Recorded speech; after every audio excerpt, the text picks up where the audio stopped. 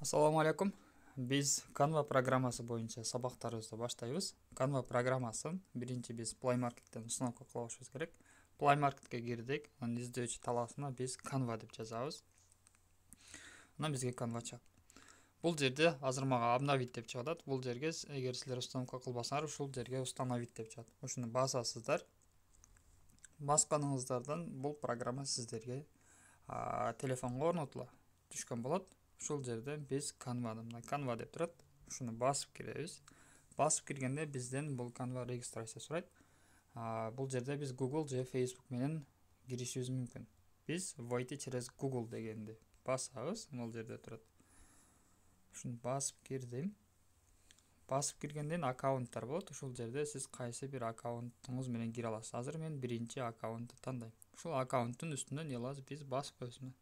Ушул жерде мен аккаунт турат, ушуну басам.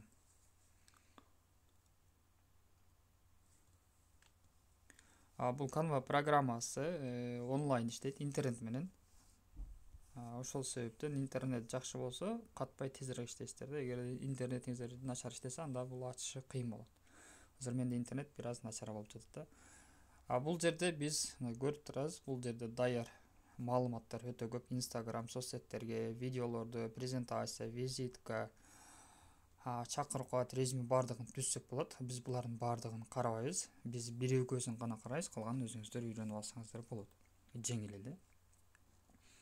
Бул жерде биз даяр шаблондорду алып иштесек болот. Биз не алабыз? Бул жерде плюс баскычы турат мынакей.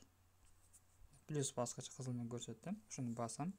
Басканыбыздан биз бул жерде документ, видео, фото коллаж, презентация, документтер, Facebook'ка, Instagram'га жана башка нерселерди, инфографика, документтер бардыгын ушул жерден биз өзүбүз растасак болот. Бизге даяр бар. Ушулардан ар ким өз каалагына кире берет. Азыр мен бул жерден презентация деген тандаймын. Бул жерде презентация деп турат. Презентация кашанын ичине 16:9 деп турат. Ушуну басам. Басканда азыр бул жерде презентациянын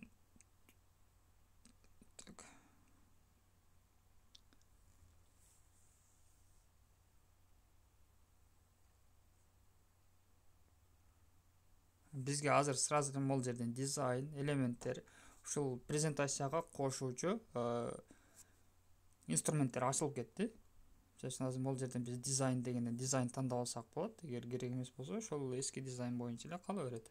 Буну ылдыйга сүртүп коебуз. Мына бизде бул жерге көрсөтөйүн. Бул жерге биз сүрөттөрдү, тексттерди алып келебиз. Бул жерден биз ошол презентациянын плюсу баса турган болсок, плюс турат. Беттерин кошо алабыз. Азыр бизде бир бет турат. Анан бул удалить деген бул ошол страницага белгилеп туруп баса турган болсок, өчүрөт. Анан бул дублировать деген страницаны эки кылып берет, экинчисин кошуп берет, копия кылып берет жана башка. Анан бул биз көбүнчө бул кошуу белгисин басабыз. Кошуу белгисин басканда бизде элементтер чыгат да. Кошуу белгисин бассам, биринчи бул жерден дизайнды көрөбүз. Бул жерден кандай дизайндар бизге сунушталат, ушуларды баса турган болсок, бизге түшүп калат. Азыр биз дизайн эмес, биз өзүбүз нөлдөн түздүк, ошол себептен ак чыкты. Анан бул жерде элементтер деген бар. Элементтер. Биз элементтерди баса турган болсок, ичине сүрөттөрдү, рамкаларды, бул жерде керектүү графикаларды кошо алабыз да презентацияга. Анан фото галерея деп турат бул жерде. Фото галерея. Ушуну баса турган болсок, бизде сүрөттөр. Мисалы үчүн, телефондун галереяда түшкөн сүрөттөр, видеолор болушу мүмкүн. Ошол нерселерди биз ушул жака алып келе алабыз.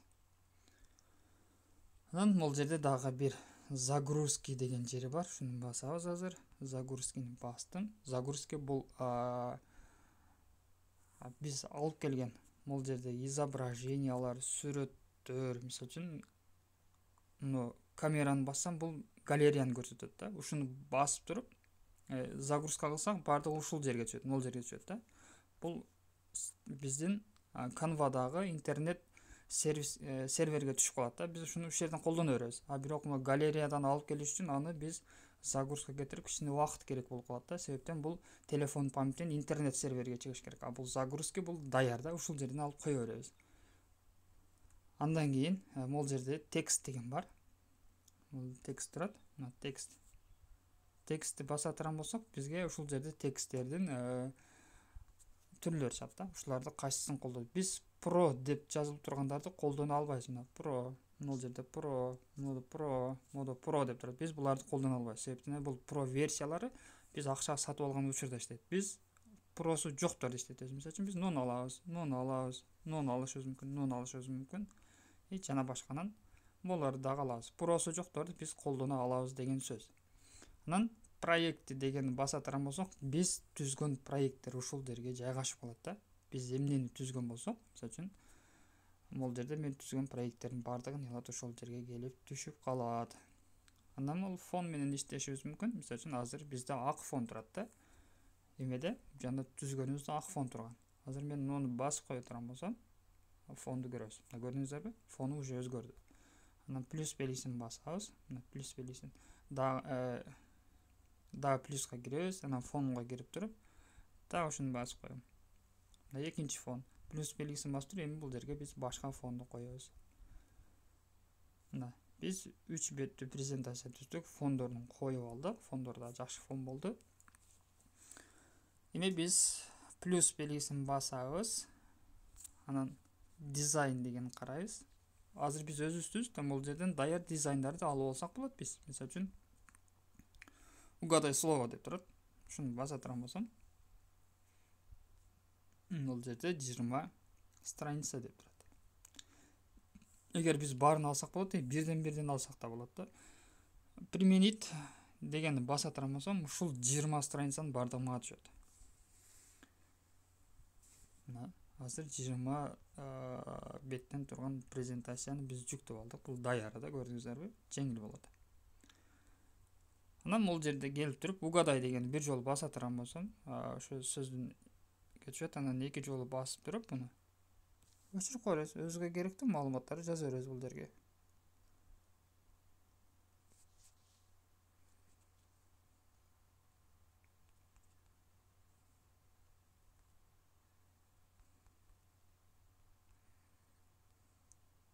Мына билесизби дедим. Мындай суроо белгиси ылдыйга түшүп калды. Буну бир жолу басабыз. Анан бул жерде размер шрифта деп турат да. Ушул шрифттерди размерлерин бул жерден өзгөртөбүз. Мынакей. Размер шрифти басам, анан бул жерден так бул жерде 180 деп турат, бул жерде тоголоктор. Ушу тоголоктун мына тарта турган болсок, размерлери кичине. Мисалы үчүн 180 тарсам кичине көрдүм. Билесизби деп турат. Уже бул келди. Анан буну тартып, мындай жака кое беребиз. Анан түгүндө какое слово объединяет эти 4 фотографии деп турат. Ушуну да басып туруп, буну кыргызчалап коебуз. Ушуну басып, эки жолу басып кирип, анан өчүрүп, анан өзүңөрдүн сөзүңөрдү жаза бересиңер. Бул биринчиси бүттү. Анан экинчисине келесиңер. Экинчисин дагы ушинтип керектүү жерлерин сүрөттөрдү алмаштырып койсоңор деп башка нерсе кылсаңар болот. Ушинтип даяр шаблондорду өзгөртүп ала бересиңер. Бүгүнкү биздин биринчи сабагыбыз аягына жетти. Кийинки сабактан көрүшкөнчө.